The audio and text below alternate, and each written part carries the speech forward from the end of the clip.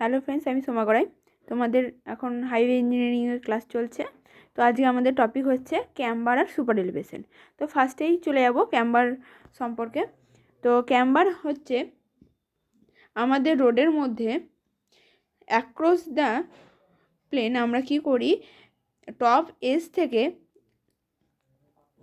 কিছুটা মিডিল পোর্শনে কি করি, হাইটে বাড়িয়ে দিই। ঠিক আছে, এজগুলো থাকে কম এবং তার থেকে এজ থেকে সেটা কি হয়, স্লোপের আকারে কিন্তু বাড়তে বাড়তে একটা মিড পয়েন্ট আছে যেখানে হাইটস থাকে, তারপরে আবার সেটা কিন্তু নেক্সট এজে সেটা কমতে কমতে চলে যায়।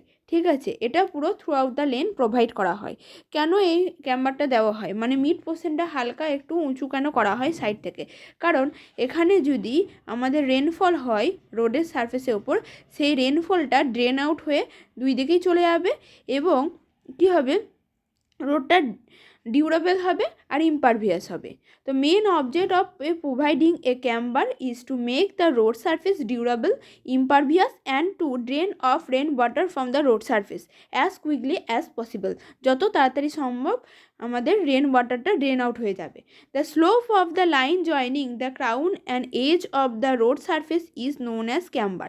তাহলে আমাদের ক্যাম্বার কাকে বলা হচ্ছে আর ক্রাউন কাকে বলা হচ্ছে? যে আমরা স্লোপটা প্রোভাইড করছি ক্রাউন থেকে, হ্যাঁ, আমাদের যে রোড সারফেসের ক্রাউন থেকে, আমাদের ক্রাউন হচ্ছে হাইস্ট পয়েন্টকে বলা হয়। আগের দিন বলেছি আমি, highest point of a road তাকে বলা হচ্ছে ক্রাউন। সেখান থেকে আমাদের যে রোড সারফেস, তার মধ্যে যে স্লোপটা আমরা প্রোভাইড করছি তাকে বলা হচ্ছে কি, ক্যাম্বার। এটার আর একটা নাম হচ্ছে cross slope or cross fall. The camber on state road is usually provided by raising the center of the carriageway with respect to edge, forming a highest point on the center line called crown. তাহলে highest পয়েন্টকে কী বলা হচ্ছে, crown. এরপরে পড়ছি, camber consisting of a continuous curve either parabolic or elliptical is known as barrel camber. যদি continuous parabolic আর electrical shape হয় ক্যাম্বারটার, তখন তাকে বলবো barrel camber. This type of camber is preferred by the fast moving vehicle as they have to frequently cross the crown line during overtaking operation on a two lane highway. তাহলে এটা fast moving ভেহিকেলের ক্ষেত্রে দেওয়া হয় এই parabolic ক্যাম্বারটা,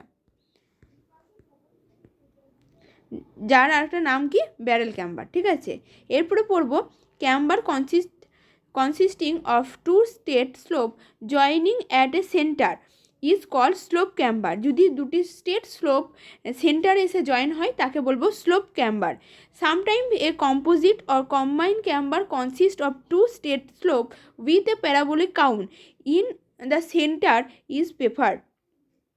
কোনো কোনো সময় কি করা হয়, ক্রাউনে প্যারাবোলিক করে দেওয়া হয়। ঠিক আছে, স্টেট যে আমাদের স্লোপটা তার মাঝখানে আমরা প্যারাবোলিক ক্রাউনে করে দিই। The require camber of a road surface depends upon the type of road surface and the amount of rainfall.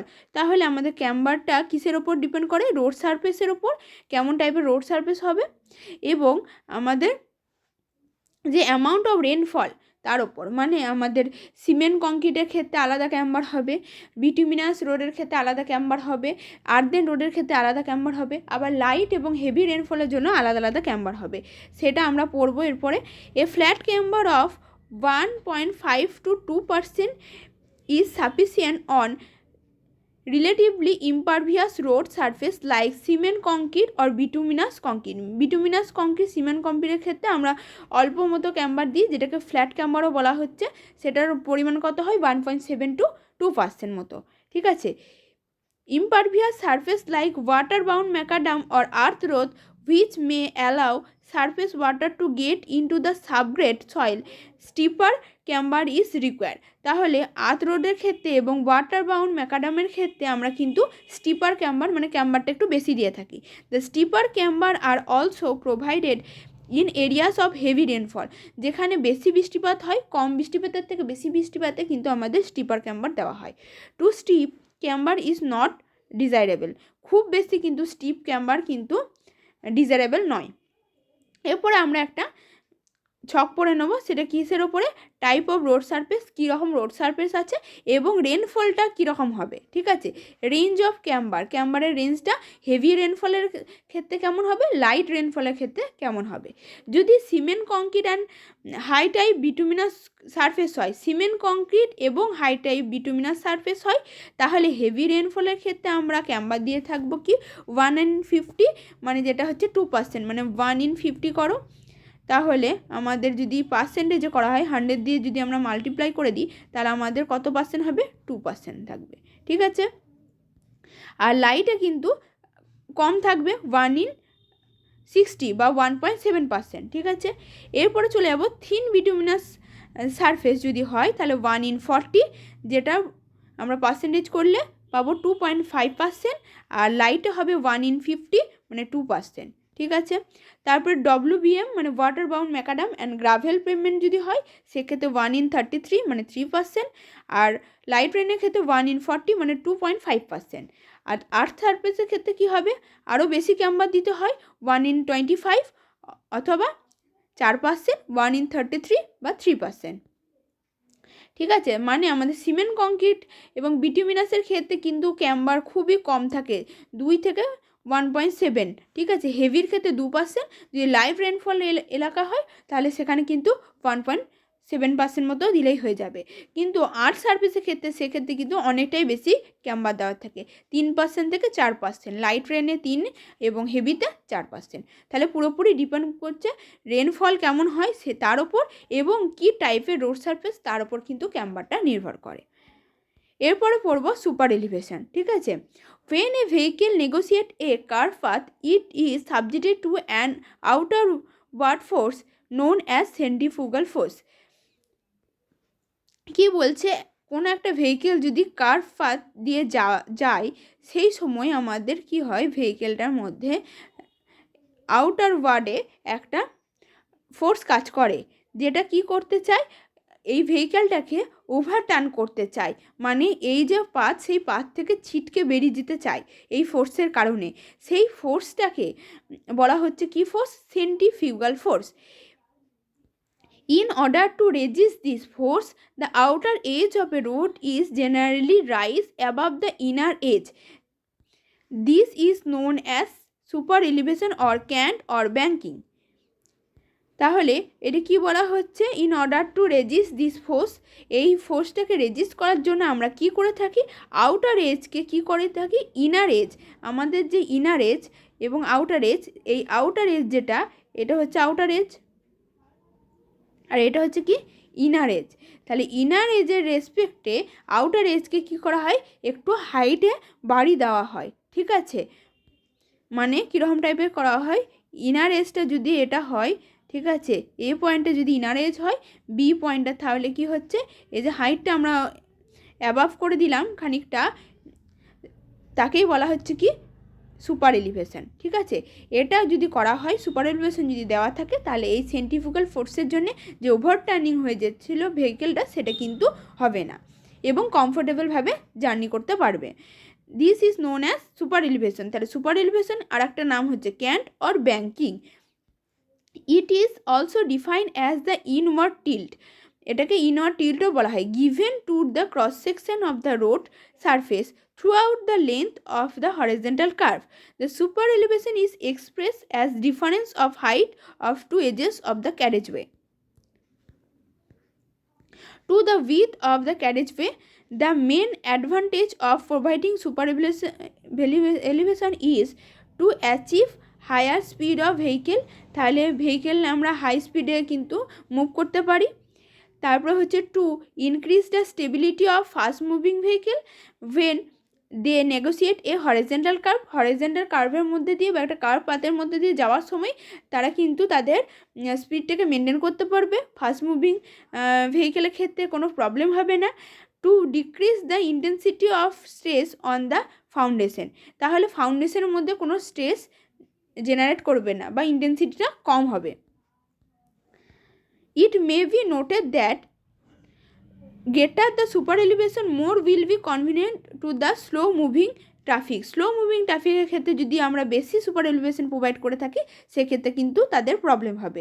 Super elevation should not be less than the camber, তাহলে ক্যাম্বারের কিন্তু কম হবে না, should not be less than camber. আমরা যে ক্যাম্বারটা provide করছি সেই ক্যাম্বারের থেকে কিন্তু কোনোভাবেই কম হবে না, ঠিক আছে, মানে তার থেকেও হাইটে কিন্তু বাড়ানো হয়। In absence of super elevation on a road along curves, potholes are likely to occur at the outer edge of the road. যদি আমরা সুপার এলিভেশন না প্রোভাইড করে থাকি তাহলে এই আউটার এজে কি হয়, পট হোল তৈরি হয়ে যায়, ঠিক আছে। In order to prevent the overturning of a bullock cart on the curves, the Indian Road Congress IRC has prescribed the maximum value of super elevation 1/15। তাহলে আমাদের যদি বুলক কার্টে দেখতে চাই যে কতটা পরিমাণে সুপার এলিভেশন দেওয়া উচিত, আইআরসি সেটা বলে দিয়েছে 1/15, ঠিক আছে, এটা ম্যাক্সিমাম দেওয়া হয়। তো আমরা এখানে সুপার এলিভেশনটা পড়লাম। তো সুপার এলিভেশন এবারে আমরা ফর্মুলাতে যাব। সুপার এলিভেশনের ফর্মুলা কি, E plus F equal to V square by 127 R. E কি, ই হচ্ছে rate of super elevation, F হচ্ছে ল্যাটারাল ফ্রিকশন কোএফিসিয়েন্ট যেটার মান হয়ে থাকে কি 0.15, speed of vehicle in kmph মানে কিলোমিটার পার আওয়ার, আর হচ্ছে radius of curvature in metre. when coefficient of friction is neglected মানে এফ যখন 0 হবে then super elevation known as equivalent super elevation. যখন আমাদের এফ 0 তখন তাকে আমরা বলবো ইকুইভ্যালেন্ট সুপার এলিভেশন, যার মান হচ্ছে কি ই সমান v square by 127 R. From practical consideration, it is suggested that super elevation should be provided to fully counteract the centrifugal force due to 75% of design speed, neglecting lateral friction development. Thus, the maximum rate of super elevation is given by, আমরা যদি আমাদের যে V মানে আমাদের এখানে কি বলেছে, V মানে হচ্ছে স্পিড অফ দ্য ভেহিকেল, ঠিক আছে, স্পিড অফ দ্য ভেহিকেল যদি আমরা 75% ধরে নিই তাহলে আমরা সেক্ষেত্রে পুরোপুরি সেন্ট্রিফিউগাল ফোর্সটাকে রেজিস্ট করতে পারবো, সেটা আমরা ক্যালকুলেট করে পেয়েছি। সেটা যদি আমরা বসাই ভি এর জায়গায় 75% যদি আমরা কি করি মাল্টিপ্লাই করে দিই তাহলে আমাদের যে সুপার এলিভেশনটা আসবে সেটা কি maximum rate of super elevation সেটা হয়ে যাবে ভি স্কোয়ার বাই 225 আর, ঠিক আছে, এটা কিন্তু আমাদের maximum rate of super elevation. তাহলে এখান থেকে আমরা super elevation, maximum rate of super elevation সবটাই পড়ে নিলাম। তো আজকে দুটো টপিক আমি কমপ্লিট করে দিলাম, ক্যাম্বার আর সুপার এলিভেশন, যেটা most vital topic of A highway. তো তোমরা এটা ভালো করে দেখে নেবে। এরপরে ক্লাসে হাইওয়ে থেকে আর যেটুকু পোর্শন বাকি আছে সেটুকু করিয়ে নিয়ে আমরা টেস্ট যেগুলো আমাদের বিটুমিনাস থেকে রোড থেকে আসবে সেগুলো করে নেব।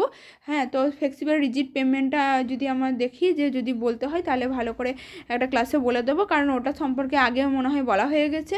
মিক্স প্র্যাকটিসের ক্ষেত্রে যারা দেখোনি তারা প্লিজ মিক্স প্র্যাকটিসগুলো দেখে নেবে, তাহলে মোটামুটি অনেকটাই তোমাদের কভার হয়ে যাবে হাইওয়েটা। হাইওয়ে শেষ হয়ে গেলে নেক্সট আবার অন্য কোনো সাবজেক্ট আমি স্টার্ট করব। তোমরা যদি আমাদের চ্যানেল নতুন হয় প্লিজ আমাদের চ্যানেলটিকে সাবস্ক্রাইব করো, বন্ধুদের মধ্যে শেয়ার করো, আর ভিডিওগুলো যদি ভালো লাগে লাইক করো। নমস্কার।